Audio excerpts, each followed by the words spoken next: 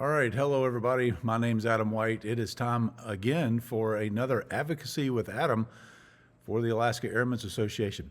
It is February of 2025, and as I'm recording this, I am not doing this on Tuesday. I'm doing this on Monday, the day before, because I am in Juneau this week dealing with the legislators in session, and the Aviation Advisory Board is meeting this week, and I'm a member of that board. So I'm in Juneau and not able to do this closer to real time. And so this is a day early, but still a lot of issues we can talk about. And we're going to just go ahead and jump right in here. I guess probably the first big thing is ATAPS, the Anchorage Terminal Area Airspace and Procedures update. As you can hear my piece of paper, my notes rattling around here. That process is continuing to move forward. We are in the ad hoc committee process. And if you remember from last month, I told you that I am a co-chair of that committee, along with Alex Moss there with Lake Hood and Anchorage International. We've got a good cross-section of the users of the Anchorage airspace involved with that process, and we are working through what the FAA has brought to the table and going to be offering up a set of recommendations back to the FAA. Then they will go back and look at those things and work through that, and then bring it to the public during the public process, which my anticipation is going to be several months off before the public is able to participate in that process, where the FAA is offering those public meetings where they're explaining their proposal. Hopefully their modified proposal from what they've brought to the table so far. I will tell you that from an IFR perspective, if that's the way that you look at the Anchorage airspace, it's actually pretty good design for IFR operations. It's actually a pretty good design if you want to have VFR radar services. If you participate in Class Charlie, if that means that you have ADSB out, excuse me, once again, my voice is slowly recovering. If you remember last month, I talked about having pneumonia prior to this January and back around Christmas. No fun. Yeah, trust me. Anyway, so if you're looking at it from the perspective of being a VFR participant, but yet using air traffic control services, getting a squawk code and all that, being ADSB compliant, that's going to offer some benefits for you. The problem is right now that most of the users that the Alaska Airmen's Association represents, at least, are non-participating VFR traffic, meaning we stay out of the Class Charlie, we stay underneath it, going in and out of Maryland Lake Hood, talking directly to the Class Delta towers, coming back and forth that way. That's where we run into problems, because the new airspace proposal compresses a lot of these areas that we've been able to operate in previously. It narrows up the corridors a little bit, and we are going to run into some problems which is what the current status quo is that most of the traffic coming in and out of Lake Hood and Merrill are non-participating traffic. If we don't change that, we're going to have some problems if that airspace does not get modified pretty significantly. And I understand why the FAA came with what they did, because of instrument approach criteria and other things that they're trying to accomplish along the way. So it makes sense from an IFR perspective, but from a non-participating VFR perspective, it's a little difficult. So again, I've said this before, if you have ever considered equipping with ADSB and you operate in the Anchorage Class Charlie area, now is the time to go ahead and do that. We're going to still be advocating for a way to get in and out easily and safely, heavy emphasis on safe, be able to come in and out talking directly just to the Class Delta towers and be able to do that. So look for more details and more information as we get deeper into this process. This is a long process that the best case scenario is going to be 2027 before the airspace goes into effect. So we've got about 2 years still in this process, and you will have opportunities. You will have multiple opportunities to voice your opinion and your concerns about the airspace design and the proposal. Look for information from myself through the Alaska Airmen's Association on concerns and issues that we need to address specifically as we get through that process. And we'll be having some outreach to be able to help educate and inform you on the potential problems that we see with the proposal. All right, so speaking of interacting with the FAA is also being evaluated for their efficiencies. And as a part of that process, it has come down from Washington, D.C., headquarters level of the FAA, that the FAA should withhold and should stop interacting with the public on policy matters. And what that means is that the FAA has canceled a lot of their meetings. The FAA has canceled a lot of their participation in public outreach during this very limited time, hopefully, to be able to go through and do this. This is not the first time this has happened. Other administrations have come in and done the same thing in the past, so this is not a totally foreign concept. It does kind of interfere with some things that we're in the middle of, and a lot of folks within the FAA are anxious to get back to doing the conversations with folks like myself and you when it comes to policy matters. Safety-related issues are still being addressed, they tell me. However, I've had some questions about some safety-related stuff and been told that it's policy and that we'll just have to wait. And that's okay, that's a matter of interpretation, but we'll just wait. The FAA is also, here in Alaska, has been affected by the layoffs that occurred last week. And what we've been told is that it was probationary employees limited to not being air traffic control, not being safety, and not being security related. But that doesn't mean that they were new hires, because there have been some folks within the FAA that were pretty high level that we have heard of that have been laid off across the country that had transitioned to a new position, and with that transition, it came with a probationary period. So a long-time career FAA employee with a lot of institutional knowledge may also have been grabbed up in that layoff. Now, we're hoping that some of those things could then be reversed in the future, and then those folks could come back and pick up where they left off. So kind of remains to be seen the impacts of that and what the long-term effects may or may not be. I think we can all agree that waste in any form, in any institution, is not a good thing.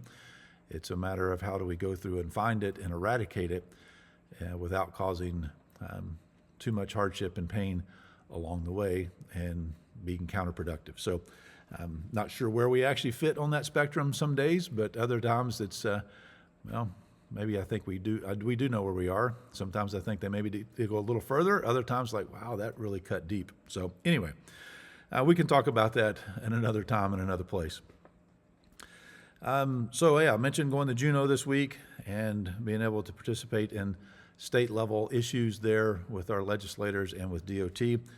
If you haven't seen the notice come out already, I saw it come out last week and I've already done this.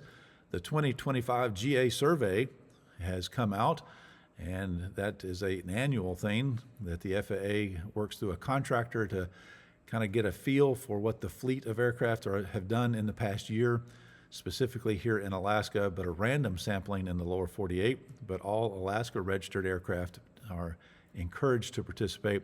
So if you get that email, don't blow it off. Go online and fill it out. It took me less than 5 minutes to do it per airplane. If you want to wait until you get a postcard and do it that way, then sure, that's fine. But please fill that out. It does help the FAA and myself get a better understanding and a baseline that we can all kind of start from as to how much traffic, how much activity has occurred in our state and what type of aircraft are doing that, how much fuel we're burning, all that kind of stuff to validate some of our ideas, our notions, and our numbers. And it does help when it comes to advocating for our needs, for sure.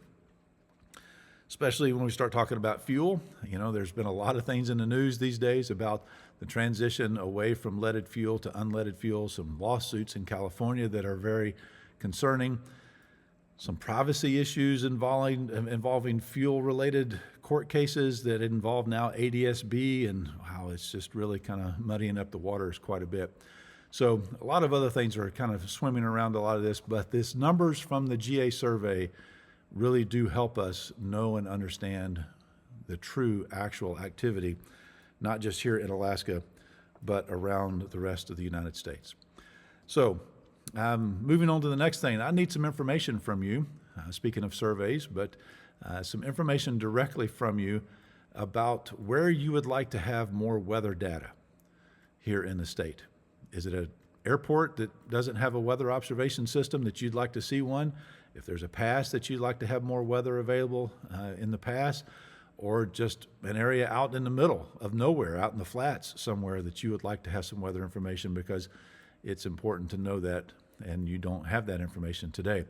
I've got a long list that I've compiled through the years, and I want to see if we can update that list because the FAA is asking some questions. Our delegation in Washington, D.C. are asking some questions about, hey, if we had the money, where would we put more weather stations? And when they ask those questions, I want to be able to give them the answer. So I need your help. Send me an email. My contact information, I'll put it in the comments below. It's very easy to find there on the Alaska Airmen's website. It's adam.white@alaskaairmen.org. But send me an email. Let me know where you would like to have more weather data. And think outside the box. Tell me where you want information that you currently do not have it. So I do know of some airports that need more weather information that do not have any at all. Some pretty big areas of the state that have well, I call them black holes for weather data, trying to fill in some of those. But tell me where you'd like to have some more weather information around the state of Alaska. Can't guarantee anything, but when they come asking questions, we need to be able to give them answers. Moving on to some other things, speaking of some privacy concerns using ADSB and other court cases, if you remember the Trent Palmer case being too low to persons or property, the FAA said, no, what you were doing was not in the act of landing and taking off. Trent disagreed with that and went all the way through to appeal. The Alaska Airmen's Association supported Trent Palmer with the Friends of the Court briefing, along with several other alphabet groups to try to support his case. But in the end, the FAA still disagreed. Now there's a new case on the Connecticut River in Massachusetts of a FAA employee, believe it or not, was getting some flight instruction, doing some seaplane operations in the Connecticut River, just upriver from a designated charted seaplane base. And there was a bridge across the river, and while doing touch and goes in that channel of the river, several folks, complained. And the FAA investigated and said, yep, it doesn't matter if you were in the act of landing or taking off, you got too close and you shouldn't have been doing it. We're going to prosecute you. We're going to go after you. Now, it's not criminal, but it is going after his certificate. He has appealed that decision, and we're watching that pretty closely here with the Alaska Airmen's Association. I know the AOPA is watching that. EAA is watching that. RAF, the Recreational Aviation Foundation, is watching this case as well. And we've all been communicating back and forth via email about this case because it does have the potential to really impact what we do here in Alaska. It seems that they are going off of some precedent that may have been established with the Trent Palmer case and has emboldened certain investigators within the FAA to pursue this type of stuff. So that does concern me quite a bit. It also concerns me that they are using ADSB data in a way that they told us they would not in certain cases. So privacy concerns surrounding ADSB data once again. All right, so I'm going to wrap things up by talking about the elephant in the room that you probably have already heard about if you operate a high-wing Piper. If you operate a rag-wing Piper, if you operate a Cub-type aircraft, there's been an AD that's come out, and we knew it was coming, about the rudders. And the Alaska Airmen's Association has been actively involved during that process, helping some of the type clubs like the Short Wing Piper Association and others understand the issue here in Alaska. While we did have 2 failures of these rudders here in the state of Alaska, where the top of the rudder folded over in flight, thankfully no loss of life has occurred as a result of those accidents or incidents, depending on your interpretation of what actually happened. But the FAA, going back and looking through information, I've talked to several people within the aircraft certification branch of the FAA about their concerns. And I got to tell you, as a mechanic and someone who's got a little bit of an engineering background, it makes me a little nervous when the FAA starts talking about these potential failures and the failure rates and the things that can go wrong. But here's the deal. The AD has come out. It came out last week. And I need you, if you have a high wing Piper, if you have a Cub type aircraft, please read the AD. Please don't fall for the sensationalism of the aviation media. Yes, while there were 31,000 aircraft built that would potentially be impacted by this AD, not all 31,000 of those airplanes that have ever been built are still flying.